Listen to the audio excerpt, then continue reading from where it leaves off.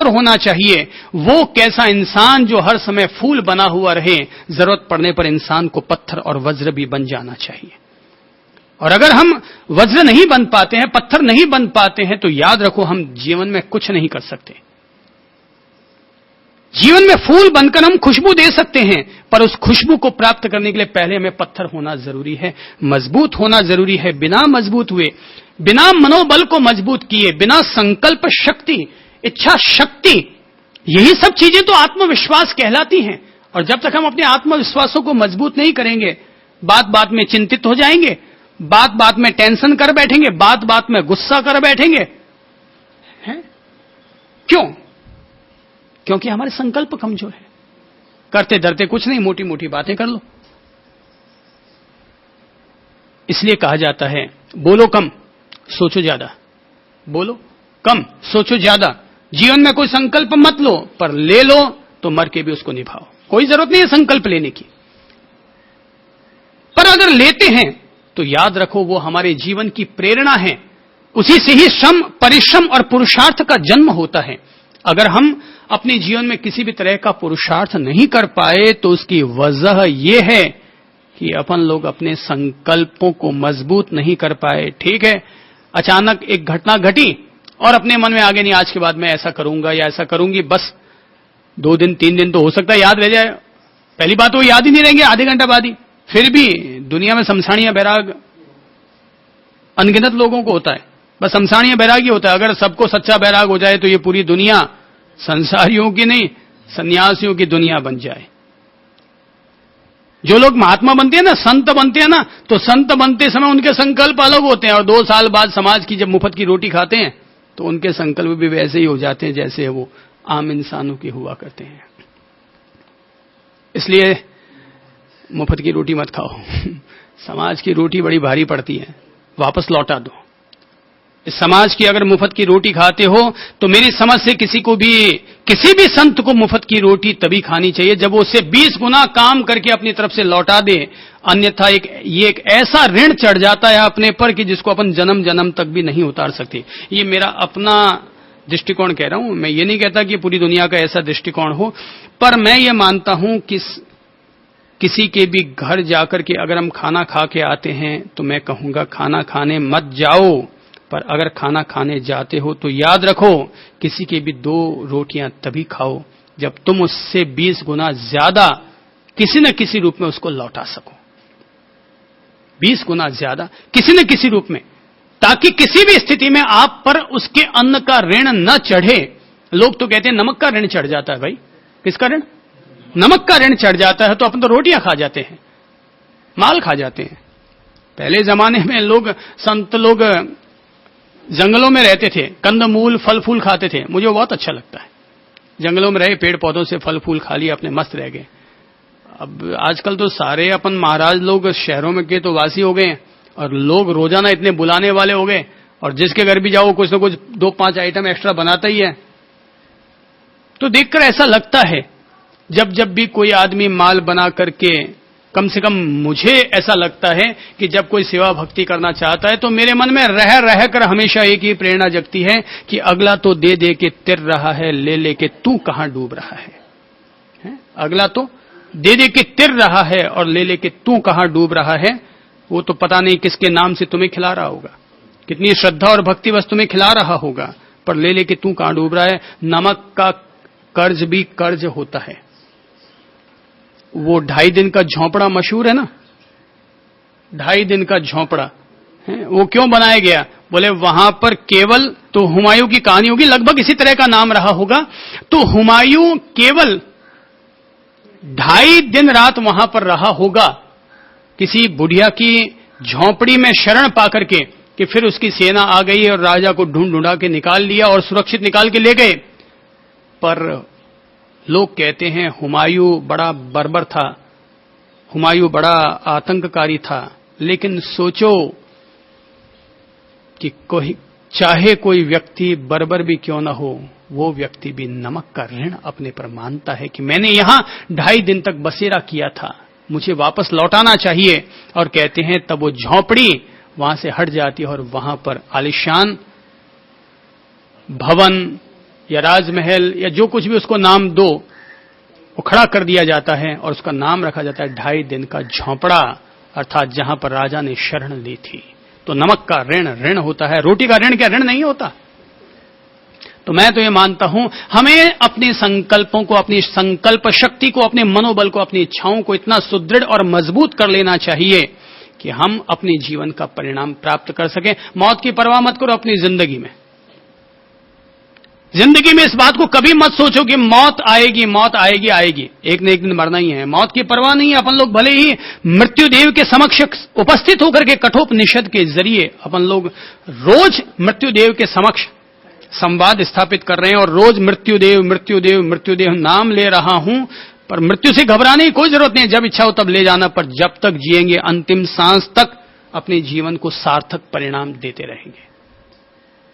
जीवन को सार्थक परिणाम देते रहेंगे। मैं तो कहूंगा कि सुबह से लेकर रात तक 24 घंटे इंसान के पास होते हैं। उन 24 घंटों में से 12 घंटे सार्थक करो। फिर वो 12 घंटे चाहे सुबह के हो, चाहे दोपहर के हो, चाहे सांझ के हो, चाहे रात के हो, 24 घंटों में से 12 घंटे सार्थक जरूर किए जाने चाहिए।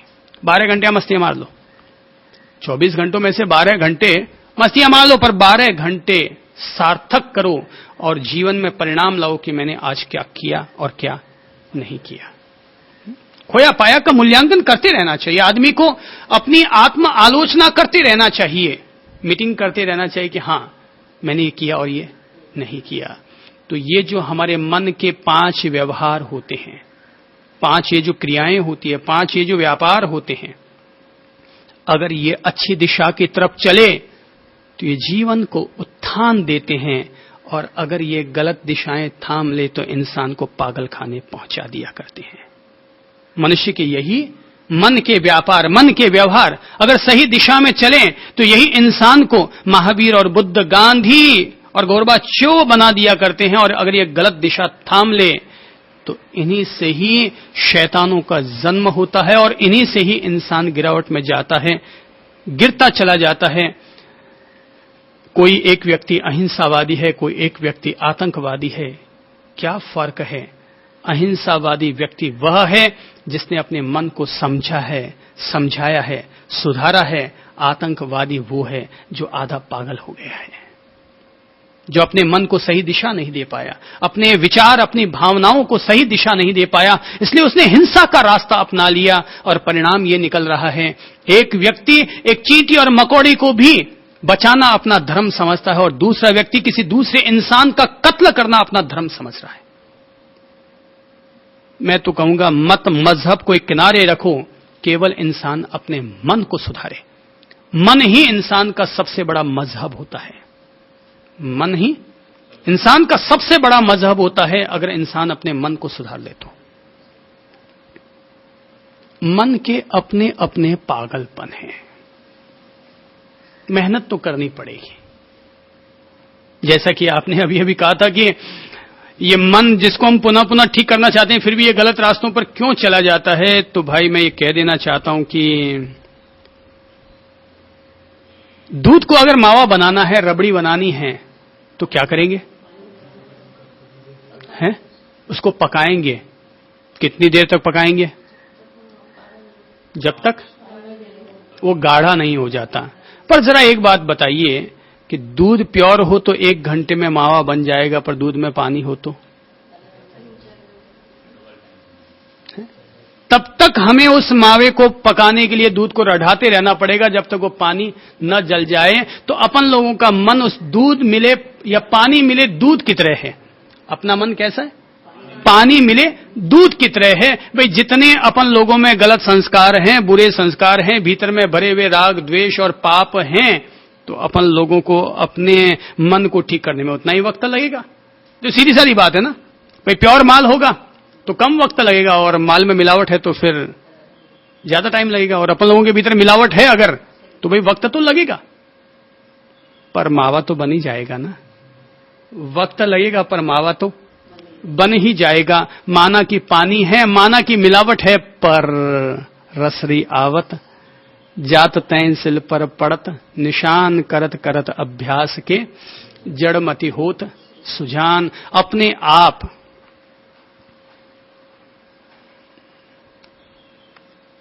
मक्खी रानी प्यार कर रही है। तो आप ही अपन सब लोगों का मन ठीक हो सकता है, ठीक किया जा सकता है। और अपने मन को, जो अपन सब लोगों के मन के अलग अलग रोग होते हैं, मन के सबके अपने अपने रोग हैं। किसी को चिंता का रोग है, किसी को लोभ का रोग है। मानसिक रोग भी अपने अपनी तरह के होते हैं। किसी को चिंता रोग है। ये सब मानसिक विकार हैं, हमारे मानसिक रोग हैं। चिंता पहला रोग। मानसिक रोग और मानसिक विकार कौन कौन से? नंबर 1 चिंता, पहला रोग। चिंता से ही तनाव, अवसाद जन्म लेते हैं। इसलिए कहा जाता है कि चिंता चिता से 100 गुनी ज्यादा खतरनाक होती है। तो चिंता को कैसे हटाएं? चिंता को कैसे जीते? हटाने का तरीका क्या होगा? चिंता को हटाना आत्मविश्वास से हटाओ, मनोबल से हटाओ, मजबूत मन से, संकल्प शक्ति से बढ़ाओ कि हम ऐसा नहीं सोचेंगे, जो हो गया सो हो गया। अब हम अपने नए उज्जवल भविष्य के लिए प्रयत्न करेंगे। हम अपने नए उज्जवल भविष्य के लिए हम प्रयत्न करेंगे। चिंता पहला मानसिक रोग, नंबर 1 लोभ। दूसरा मानसिक रोग, दुनिया में सब लोग पैसे के पीछे लगे हुए हैं, सब लोभी जीवड़े हैं। दुनिया में क्या है? सब लोभी जीवड़े बने हुए हैं। ये भी एक लोभ भी एक रोग है, चिंता भी। चिंता की तरह ही लोभ भी मानसिक रोग है। मन का तीसरा रोग क्रोध, वो मनुष्य के मन का तीसरा रोग है। क्या कहा मैंने? क्रोध, गुस्सा। दूसरे कारण गुस्सा नहीं होता, दूसरे कारण गुस्सा नहीं आता, स्वयं के भीतर गुस्सा होता है, इसलिए गुस्सा प्रकट हो जाया करता है। अगर हमें गुस्से को जीतना है, देखिए, अगर चिंताओं को जीतना है तो अपने भीतर मनोबल को मजबूत करना पड़ेगा, आत्मविश्वास को जगाना पड़ेगा। और अगर लोभ को हटाना है, लोभ के रोग पर अगर विजय प्राप्त करनी है, तो अनासक्ति के साथ जियो। जितनी भी वस्तुओं का उपभोग करो, त्याग भाव के साथ उपभोग करो। इसीलिए तो कहा जाता है तेन त्यक्तेन भुंजितः। त्याग भाव के साथ संसार की समस्त वस्तुओं का उपभोग करो। किसके साथ? त्याग भाव के साथ, अनासक्ति भाव के साथ संसार की समस्त वस्तुओं का उपभोग करो।